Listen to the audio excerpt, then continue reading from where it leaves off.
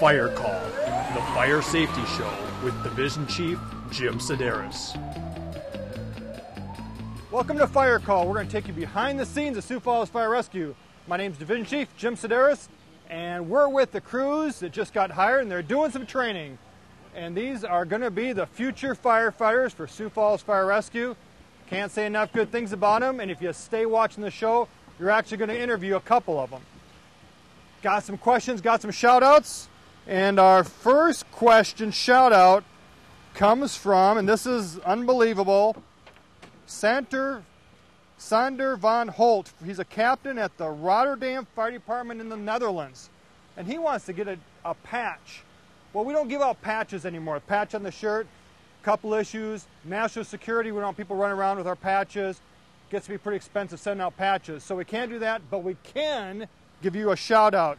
And you want a shout out to the Mesa Fire Department in Mesa, Arizona, Station 208. So that's going out to them, but we'll send you the shirt if we have your address. Got another shout out to, this one is to Edward. Edward lives in Plantation, Florida, and he wants a shout out to Station 13 in Fort Lauderdale, Florida, right near the beach. Hey, we got to do some type of training exchange maybe, especially around December. Don't just send me the shout outs. I want some good stuff from Fort Lauderdale. And we have another shout out. This one is from Kevin. Kevin lives in West Milford, New Jersey, and he wants a shout out, and I got to take a big breath for this one, to the Greenwood Forest Volunteer Fire Company, West Milford Fire Department, number 3, near West Milford, New Jersey.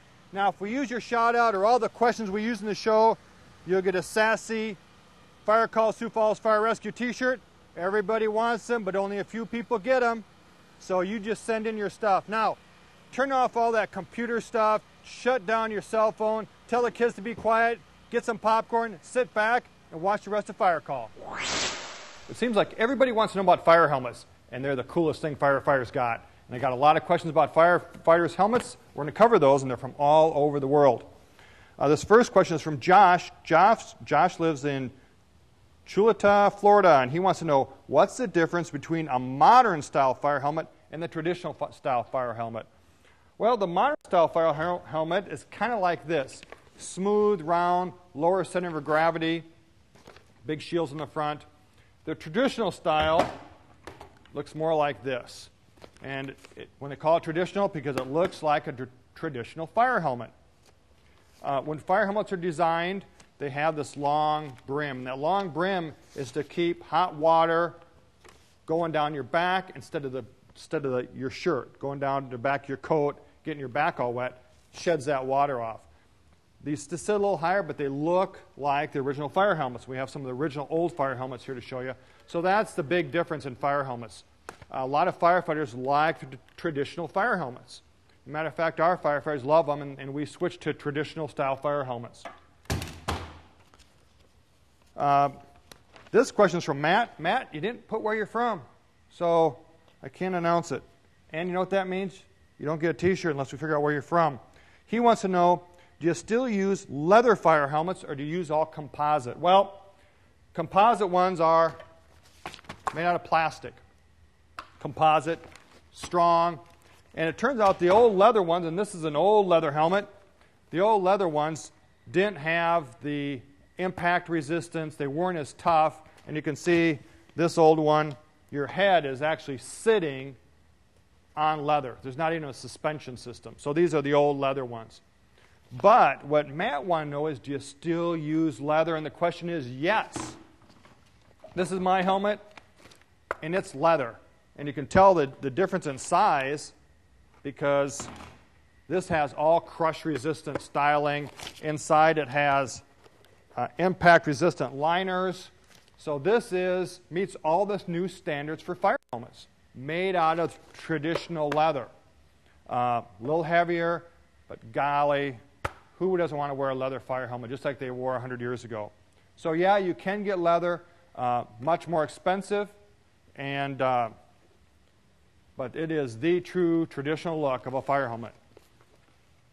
You know, another thing we have too that we switched to is the shields of a fire helmet.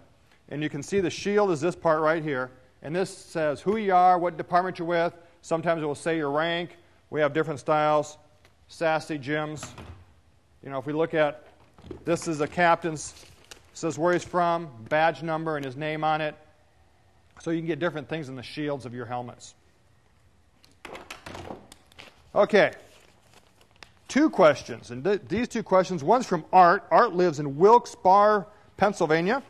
And the other one is from Kelix. And Kelix lives in Puerto Rico. Actually lives in Carolina, Puerto Rico. And they both want to know, as far as helmets goes, why do chief fire officers wear white? Well, it goes back to tradition. You can see this is way back, old helmet, new style. They're both white for chief officers. The big reason is you can spot the chief officers anywhere on the fire ground. Nice, clean, sassy helmet. So that identification is really important.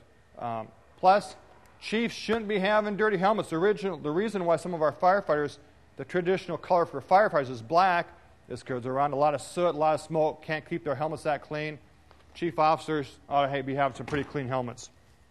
They also want to know what do the fire helmet colors signify, and why are there different colored helmets? Well, we know chief officer is white. Traditionally, firefighters wear black helmets. Firefighters and drivers wear black helmets. You look on the fire ground, you can tell right away who the worker guys are. A lot of times their shields will be different. For us, green shields mean they're recruits. If they have white shields or red shields, they're drivers. So black helmets. The red helmets, traditional color for red is captains. These are the station officers. They're the ones that are leading their troops into these fires and watching out what's going on. They're the ones that really are the leadership of that fire department in a major fire, because they're in command of those firefighters.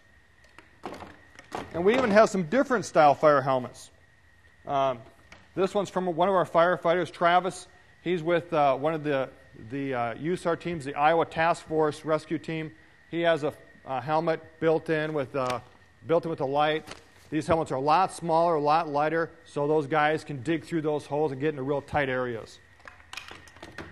This is another style. This is another style USAR helmet, much lighter than structural firefighting. So there's a lot of different variations of those fire helmets.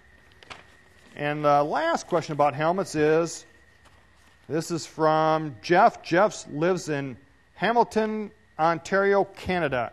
And he wants to know, when do firefighters need to replace helmets? Well, a lot of firefighters keep their helmets almost their whole career.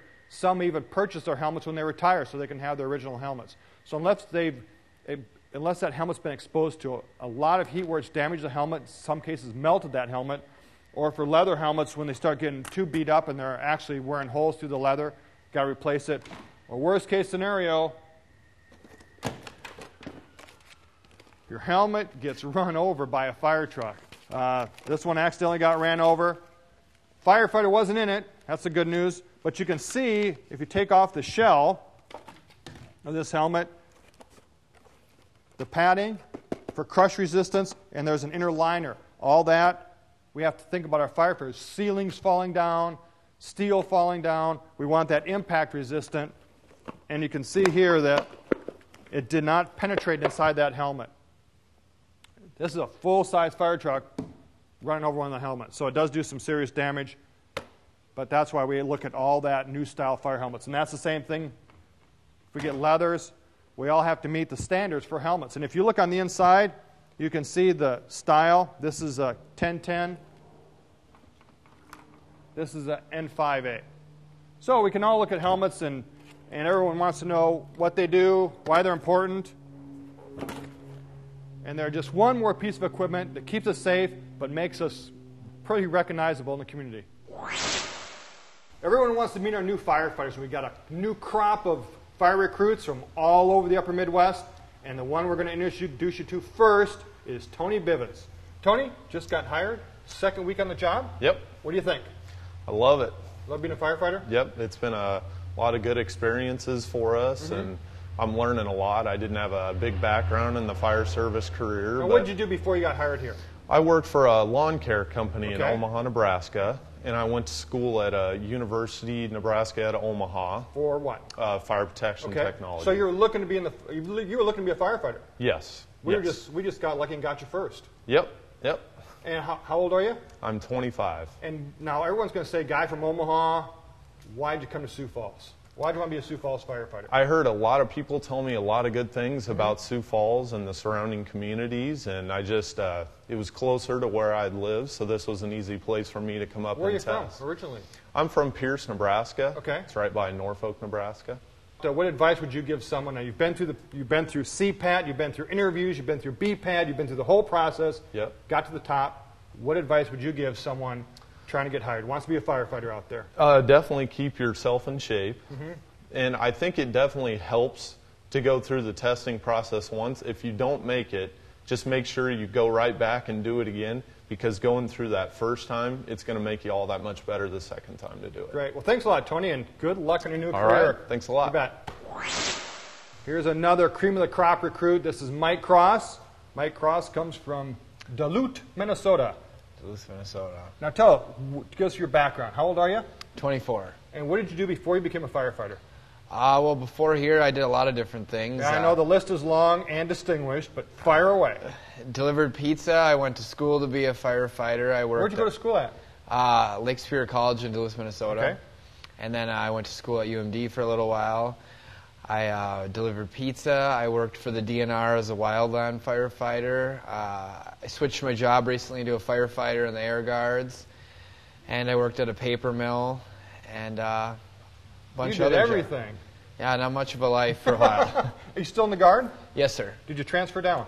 Not yet. Working on that. Okay. Well, you happy to be here? Happy to get hired? Yes, I am. What advice would you have? You've gone through the process, made it to the top, got hired. What advice would you give to those people out there? We always get questions. How do I become a firefighter? What advice would you give someone if they're thinking about being a firefighter? For me, I tried to get experience in as many aspects as possible to have a broad resume, and definitely practice interviewing questions in the mirror by yourself and everything. And You never know when you're going to be on camera getting questions fired off at you. And just go out and test in places you think you'd be interested to live. And stay in pretty good shape. In definitely good shape. And stay out of trouble.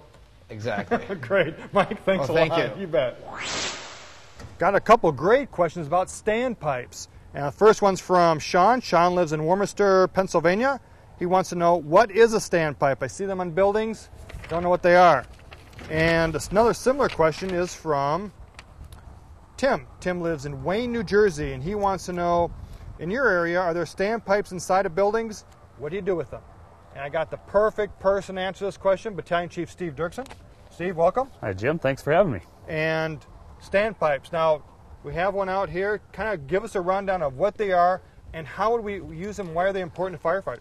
Okay, well, a standpipe basically is, I know you've talked on your show before about 5-inch hose being the water main connection to our truck. Well, basically what the standpipe then is, we're going to have the water main hooked up into the building, pumped from our truck. And what it does, it'll supply water right into the building, usually within a staircase. Not to the sprinkler system. Not to the sprinkler system. It's going to be in the staircase, where inside they're going to have a connection where we can hook up to the pipe with a gated Y valve, and then we can hook up our hose to that and actually fight the fire on the floor. So we basically have the water main right there outside the door on the floor. So we're pull the truck up, hook up to the standpipes, and then we can just basically haul all the gear up to the fire floor, right below the fire floor, and carry on our operations there. Absolutely. We'll be taking basically our 1 3/4 or our 2.5-inch hose, hooking that right up to the standpipe system, going in, fighting the fire right there. We've got the water supply right there. We don't have to stretch any additional hose. Let's take a look at one of these standpipes from the inside. Okay, Steve, so this is the inside. We're in a stairwell. This is the inside standpipe. Yep, right here, and then we have a connection right here where we take our gated Y. Crews will come in, they'll hook this gated Y right up to here to the threads, spin it on, get it good and tight. Then what happens is then they'll turn this on. They'll turn this on, making sure that the valve is closed. They'll hook their hose up to this. And then what they'll do is they'll take the hose up a floor. So the fire would be above us right now. The fire's going to be above us. We always hook this into the floor below the fire. Why do we do that? Because it's safety. Number one, we always want to do everything safe as possible and to stay out of any smoke or heat, and we don't want to have all kinds of stuff cluttered us right outside the door. There you go. A lot of people want to know about fire hydrants. You either got one in your neighborhood, got one in front of your house, nice to know about them.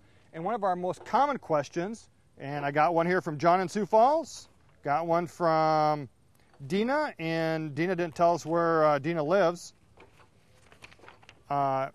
Christopher in Aiken, South Carolina. And finally, Scott. Scott lives in Rock Rapids, Iowa. They all want to know about colors of fire hydrants. Well, in some cities, the hydrants or the caps are painted different colors so that firefighters know how much water pressure they have. You might live in a community that has really poor water pressure, so you might paint those different colors. Well, John wants to know specifically, why are fire hydrants in Sioux Falls painted yellow instead of the traditional red? Great question. Well, for us, somehow we started on yellow. It's easier for us to see at night, and that's a critical factor for us. When we start thinking about high stressors at night, trying to find these fire hydrants, yellow was a lot easier to see. Now we're using some reflective markings that even makes it easier. So for us, time is really critical. So that's about the color of fire hydrants. Abby. Abby lives in Chancellor, South Dakota. And Abby wants to know what pressure the water is coming out of our hydrants in Sioux Falls. Abby, I would never expect a question like that. Our pressures range anywhere from 50 pounds per square inch all the way up to almost 100 pounds coming out of the hydrants. So we have great water pressure in Sioux Falls. Another reason it's great to live here, great public works, all comes together and makes it a safer place to live. This question is from Matthew. Matthew lives in San Jose, California, and he wants to know, do we use wet or dry barrel hydrants? Good question. People are going to wonder about that. The difference is between wet and dry is if they're a wet barrel hydrant, that means this whole thing is full of water. It's wet. Normally you're going to find those in places where it doesn't freeze. Southern California, Arizona, Texas. They don't have to worry about the freezing problems that the rugged Midwesterners have to worry about. Dry barrels mean this is all dry. If we pop off this cap right now, take a look, and you will see that this is a dry barrel. The reason we have to have dry barrel hydrants is in the wintertime, if this was full of water, it would freeze. So it's not full of water. It drains itself out after we turn these off, but it's important for us not to freeze these hydrants. So that's the difference. Wet, they always got water in them. You see them, people crashing in fire hydrants, the water shoots out. Most of those are in California. And we have another question is, why, and this one's from Craig. Craig lives in Petwana, Ontario, Canada. And he wants to know, why doesn't the water in fire hydrants freeze? Well, these go down under the frost line. They go underground to the water main. The water main is so far underground that it doesn't freeze. So the water is cold, but it doesn't freeze. So when these drain down, there's no water because these are dry barrel hydrants, probably like you got in Canada. Drains back, and then when we need it again, we can turn on. The water is underground, probably about 55 degrees. We don't have to worry about that. But that's a good question, Craig, and hope you keep watching up in Canada. And this is our last question. No, second to last question about hydrants. Do you put a gate on a hydrant? What's a gate? Well, you saw the gates. We use these gates on standpipes, and these are gates, okay? And what they are is a very simple device, different sizes. We can put this on a hydrant, spin it on, turn the hydrant on, and with these we can actually open them and close them and control water coming out from the hydrant. So we don't necessarily have to shut the hydrant down if we want to shut a single line down. A lot of times we'll use gates. You might want to use these if we're filling up fire trucks with water, really a little grass fire, something going on. Now, when I started, you always had to pull, it was called pull the steamer. We really didn't have those big 5-inch lines back then. You know, this stuff is all new technology, space age hose. Well, what we had these things called steamers. And we would put the steamers right over the 5-inch. Okay, we'd throw a steamer on there, and then we'd charge the hydrant. We'd hook the hoses, we'd hook 2.5s up, and we'd always leave these closed. And if we needed more hose, we would just put another 2.5, and then turn them on, much like this. And that's what we used to use, but now with this space-age new hose, we can hook a 5-inch right on there, and they work perfect. So we're not using the steamers nearly as much as we did 25 years ago. Got one last question. This is a really good question. Sometimes we're throwing out fire terminology and we forget, and you might not know what we're talking about. This question is from Ing, and Ing lives in Singapore. All around the world. Hope things are safe for you there, and glad you're watching, probably watching online. He said, what do you guys mean when you say charge the line? Well, what we mean when firefighters say charge the line, they want that line coming off the truck, off the hydrant. Charge it means turn it and fill it full of water. So a charged line is a line full of water, and a lot of times you'll just hear charge that line. That means turn on the water. So I hope that answered your question. I'm glad you're watching from Singapore, and you know, feel free to keep firing out those questions. If we can help you, by gosh, we want to know about it. So that wraps up hydrants and gates. We have Fire Chief Don Hill with us, as Don's going to give us the new news on reaccreditation and the reaccreditation process. Well, Sioux Falls Fire Rescue was recently reaccredited. Accreditation is a process where you are evaluated against local and national standards to see how you measure up and how good your planning process is, how good your response is, and every 5 years you go through a process to be accredited. Our first accreditation was in 2003, and at that time there were about 100 departments in the United States that were accredited, and now there are still less than 150. Yeah, I think it was actually, when the last time we looked, like 127. I think it was 127 when we were going to Denver, yes. Now, people are going to ask, what's the benefits of having an accredited department?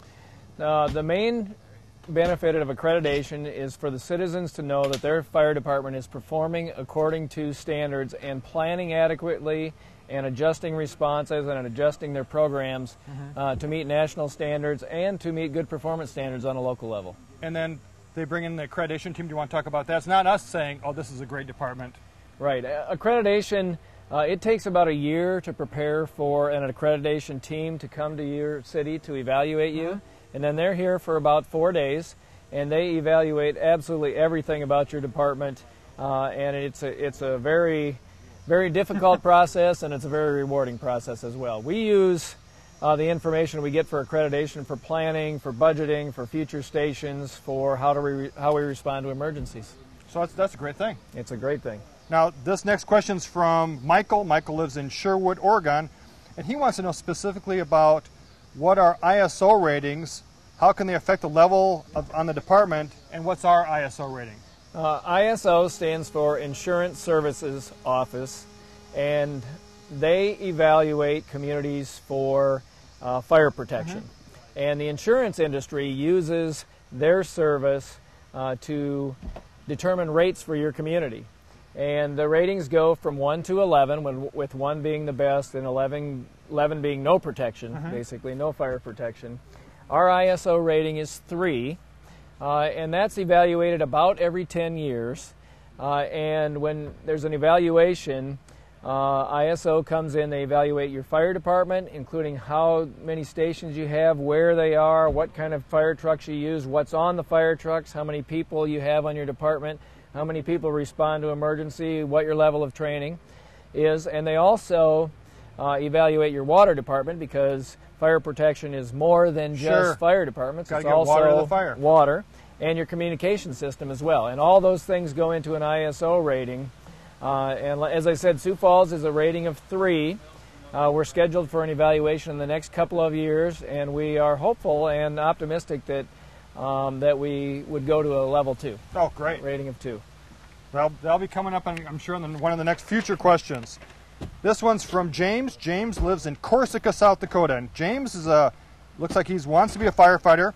He wants to know, after high school, what kind of education would help me best for getting hired with the fire department. Now, keeping in mind we're also looking at EMTs, but what advice would you give someone out there, maybe a high schooler, maybe someone just out of high school, to best chance of getting hired? Well, in Sioux Falls, which isn't the case in every city, you have to be 21 to be hired. And we have put into place, beginning next year, that you have to be an EMT to be hired. So that is an essential factor. You have to be 21, you have to be an EMT. obviously if you're coming out of high school, it's going to be a while before Sure. you're 21. I always advise people to get a good general education. Get a 4-year degree if you can. We can teach you the firefighting skills, but a 4-year degree is going to serve you on the fire service and everywhere else. And it's very competitive to get on our department. We have had the last couple of tests, 400 and 600 people apply, so it's difficult to get hired. And that edge of having a college degree and learning the skills that you learn to complete your degree is going to help you get hired. So a degree in anything? I would say a degree in anything There would we go. help you. These 3 questions are all roughly the same. One's from Cody in Albany, New York. One's from Ryan. Ryan lives in Sioux Falls, South Dakota. And this one is from Evan, and Evan lives in Pittsburgh, Pennsylvania. And they want to know specifically how many EMS calls do you go on, fire, EMS, and then break it down to structure fires for us for a year. Sure. We have, Sioux Falls is a city of about 150 to 160,000 people. The number's going up, 3 to 5,000 people a year. And we have about 9,000 calls a year. And of those calls, a little over half of those are EMS calls. So we're over 4,500 EMS calls a year. As far as fires, a city our size should expect a little over 600 fires per year. So 2 a day. Yep, roughly about 2 a day. And we have about 1 a day in Sioux Falls, about 1 fire a day. In the last 5 years, 4 out of those 5 years, we've had between 353 and 355 fires. Now, what would you attribute that to? Why are we lower than the average? This is a good thing for the citizens, but what do you think? Why do you think that happens? I Besides think one the great of, training. But that doesn't. The training doesn't cut down on the number of fires. It speaks to how well we control them. But one of the things I think is really key is our education program is very, very good with our kids. We touch bases with for education all of the preschool, kindergarten through 5th grade students in Sioux Falls every year for fire education. And we just saw them all running through the stations now. That's right, and we have been doing that for several years, for a lot of years, and I think that contributes positively to our fire loss in Sioux Falls. It's difficult to measure that. In fact, I'm not sure you can come up with how many fires you prevented by doing that, but when you compare Sioux Falls with about 350 fires to other communities our size with over 600, there's probably a great benefit there. You bet. Well, Don, thanks a lot, and we're going to ask more questions next time. Okay, great. Well, I hope you liked the show, and I got so many questions about those hydrants, helmets. I think we got them covered for now. Got to thank the chief for spending some time with us. You got to meet some of the new guys. What more could a person want? Except more shout-outs. 3 more shout-outs, and this first shout-out goes to Derek. Derek lives in Saline, Michigan, and he wants a shout-out to the Saline Area Fire Department and also the Northville Fire Explorers. And he loves the show. That always helps move you to the top of the list. Not really, but it'll make him feel good. This one's from Nick. Nick lives in Butte, Montana. He wants a shout out to his fire department, the racetrack. So we weren't sure quite where that's at, Nick, but Nick just got his first structure fire. Nick, I hope you're liking the job being a firefighter. Our last shout out is from Thomas. Thomas lives in Salem, Ohio, and he wants a shout out to the men and women serving on the Damascus Volunteer Fire Department in Damascus, Ohio. And he's proud of that department, and we're proud of all the firefighters across the country. They're doing a heck of a good job. The men and women serving every day, day in and day out, to keep everybody safe and sound. Now, if we use your question, we do use your shout out, of course, like I told you, this is all the bling we can offer you. But darn it, you got to wear it with pride because it's from Sioux Falls Fire Rescue, one of the best departments in the country. My name is Division Chief Jim Sedaris, and you've been watching Fire Call.